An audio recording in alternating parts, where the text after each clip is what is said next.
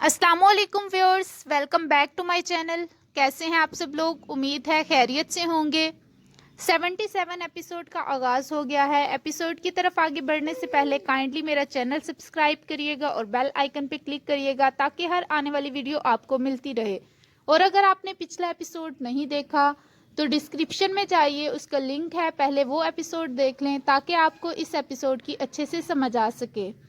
तो बढ़ते हैं आज के एपिसोड की तरफ, देखते हैं इस एपिसोड में क्या हुआ है। इस एपिसोड के आगाज में वैसुलुस अपने साथी कमांडर से कहता है कि हम अब कायू पर हमला करेंगे और अपनी कामयाबी हासिल करेंगे और उनको इस दुनिया से ख़त्म करेंगे।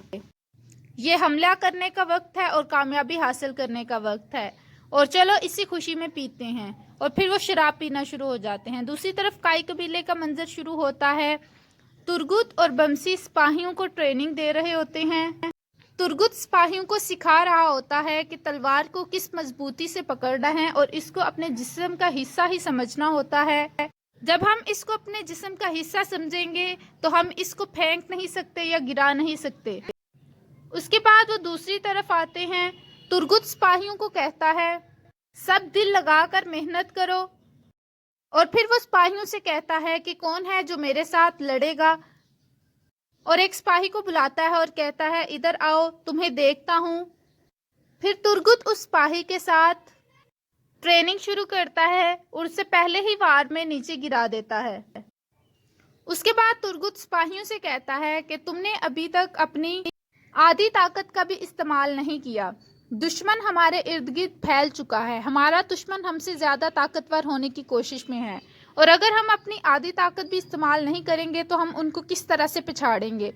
आप सबको अपने इरादों और अपनी ताकत को उनसे ज़्यादा मजबूत करना होगा ताकि हम उनके साथ अच्छी तरह से लड़ सकें। दूसरी तरफ कबीले में तमाम लोग अपना खाना, गंदम और चावल वगैरह दुंदार के पास लेकर आ रहे होते हैं, जहाँ पे एक गधा गाड़ी थी और वो उस पर ये सब कुछ रख रहे होते हैं।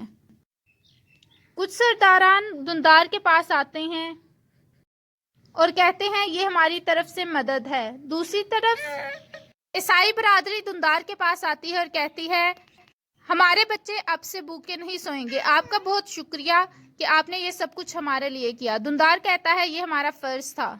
बानो चिचक गंदम उठाकर आती है। दुंदार कहता है, अब खुद को तकलीफ ना दे। बानो चिचक कहती है, ये तुमने कब क्यों नहीं सोचा जब मेरे तुहान सिपाही जिंदा थे। हलीमा दूर खड़ी ये सब कुछ देख रही होती है और बानो चिचक अपनी गंदम वहां डालकर वापस आती है। हाइमा खातून कहती है, शाबाश मेरे लोगों।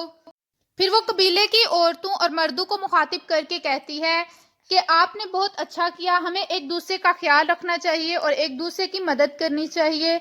ईसाई बरादरी भी हमारे साथी हैं और हमें उनके लिए सोचना चाहिए। मुझे बहुत अच्छा लगा कि मेरे लोगों में हमदर्दी है और उनके दिल दूसरों की तकलीफ के लिए धड़कते हैं। अल्लाह आप सबसे राजी हो और आप सबके इस अजर को, इस काम को कबूल करें। फिर सिपाही उन सलीबियों को खाना तकसीम करने लग जाते हैं। दूसरी तरफ दुंदार खेमे के पीछे आकर बैठ जाता है और वो अपने ही अमल पर पछताता है कि उसने बानो चिचक से कैसे उसका शोहर छीन लिया और इसका दिल टुकड़े टुकड़े कर दिया, उसका बेटा यतीम कर दिया। इतने में इब्नुल अरबी आते हैं और वो दुंदार से सलाम लेकर उसके पास बैठ जाते हैं। दुंदार खड़ा होता है। इब्नुल अरबी कहते हैं, मैं तुमसे बेतकल्फाना गुफ्तगू करना चाहता हूँ, बैठ जाओ। और फिर वो बैठ जाते हैं।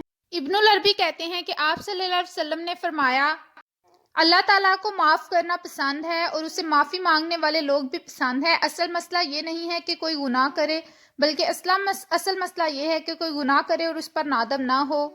दुंदार कहता है, अगर किसी ने किसी की वजह से कोई बेगुनाह मारा जाए और उसकी बीवी उसके गम में परेशान हो। इब्नुल अरबी कहते हैं, अल्लाह की रहमत हमारे गुनाहों से बड़ी है। और फिर वो ये कहकर वहां से चले जाते हैं। दूसरी तरफ बानो चिचक अपने खेमे में बैठी रो रही होती है।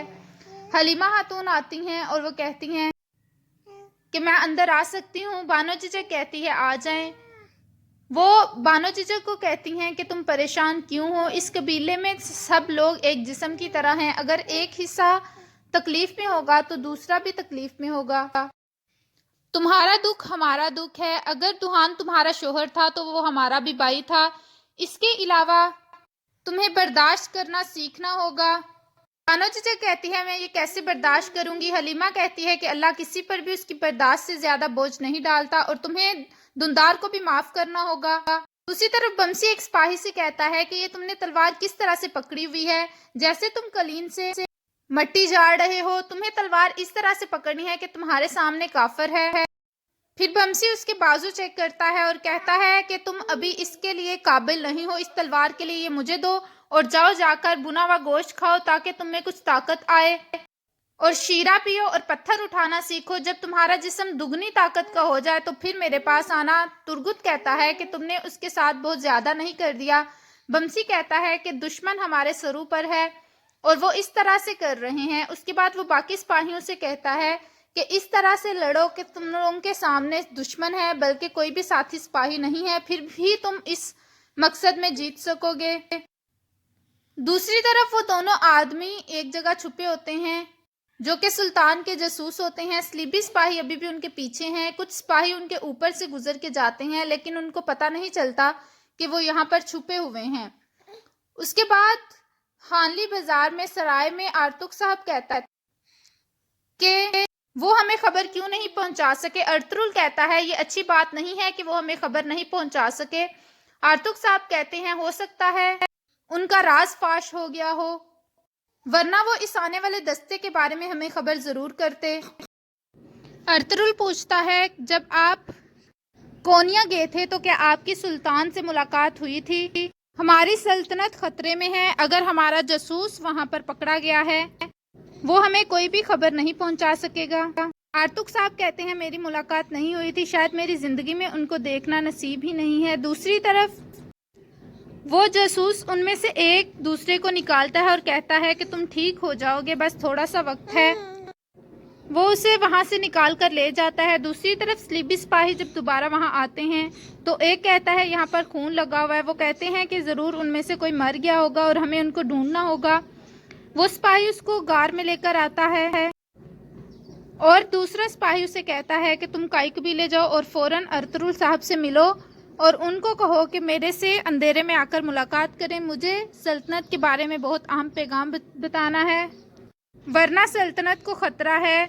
دوسرا آدمی کہتا ہے کہ تم انشاءاللہ ٹھیک ہو جاؤ گے، تمہیں پریشان ہونے کی ضرورت نہیں ہے، میں جاؤں گا اور ان کو پیغام دوں گا، تم یہ پانی پی لو۔ اس کے بعد وہ آدمی اس کو اپنا ایک لاکٹ نکال کر دیتا ہے اور کہتا ہے کہ تم نے یہ ارطغرل صاحب کو دینا ہے، وہ انہیں لے کر وہاں سے چلا جاتا ہے۔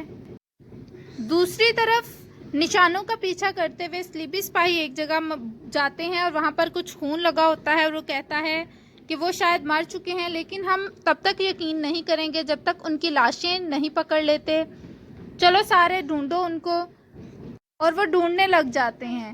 دوسری طرف ویسلوس اپنے کمرے میں شراب پی رہا ہوتا ہے، چولپان خاتون آتی ہیں، ویسلوس کہتا ہے چولپان کہتی ہے کہ آج سے مجھے ایکٹرینا کہو۔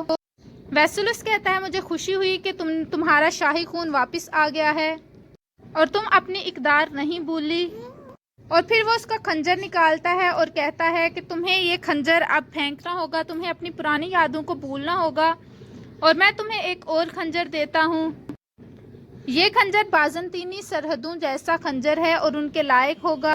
چولپان کہتی ہے کہ میرے پاس اورال کی آخری نشانی ہے۔ ویسلوس کہتا ہے کیا تم امید سے ہو، اور کہتا ہے مجھے یہ خبر سن کر بہت خوشی ہوئی، شاید مجھے اپنے بچے کی بھی اتنی خوشی نہیں ہوگی، آلیار اور اسلحان جب یہ سنیں گے تو وہ تمہارے پاس ضرور تمہیں لینے آئیں گے اور یہی ان کی بربادی کے لیے کافی ہوگا، تم نے مجھے بہت اچھی خبر سنائی ہے۔ دوسری طرف کائی قبیلے میں ڈول بجتا ہے، کچھ مہمان قبیلے کی جانب بڑھ رہے ہوتے ہیں، ایک آدمی آگے گھوڑے پہ آ رہا ہوتا ہے اور اس کے ساتھ کچھ پیدل چلتے آدمی ہوتے ہیں اور کچھ گھوڑے پر سپاہی ہوتے ہیں، وہ قبیلے کی طرف آتے ہیں، تمام لوگ حیرانگی سے دیکھتے ہیں کہ ڈول بج رہا ہے تو کون آ رہا ہے۔ وہ آہستہ آہستہ قبیلے کا جائزہ لیتے ہوئے قبیلے کے چاروں طرف دیکھتے ہوئے قبیلے کی طرف بڑھتے ہیں۔ وہاں پر چونکہ رومی سلیبیوں کے لیے لنگر کا اہتمام کیا ہوتا ہے اور ان کے لیے گندم اور چاول بانٹے جا رہے ہوتے ہیں، دندار اس آدمی سے ملتا ہے اور وہ کہتا ہے میں حلب میں ابو منصور نامی تاجر ہوں اور میں چاہتا ہوں کہ آپ میری کچھ دن کی مہمان نوازی قبول کریں۔ اور دندار کہتا ہے کہ میں ارطغرل صاحب کا بھائی دندار ہوں اور میں آپ کی مہمان نوازی قبول کرتا ہوں۔ اس کے بعد حلیمہ سلطان اور حائمہ خاتون بھی خیمے سے باہر آتی ہیں۔ دندار ان کا تعارف کراتا ہے کہ یہ میری بابی اور والدہ ہیں۔ حلیمہ خاتون کہتی ہیں آپ کو خوش آمدید۔ منصور کہتا ہے کہ آپ کا بہت شکریہ، اور یہاں پر اس قسط کا اختتام ہوتا ہے۔ ویڈیو پسند آئے تو لائک کریے گا، کمنٹ کر کے بتائیے گا کیسی لگی ایپیسوڈ۔ دعاؤں میں یاد رکھیے گا، ملتے ہیں پھر اگلے ایپیسوڈ میں۔ فی امان اللہ۔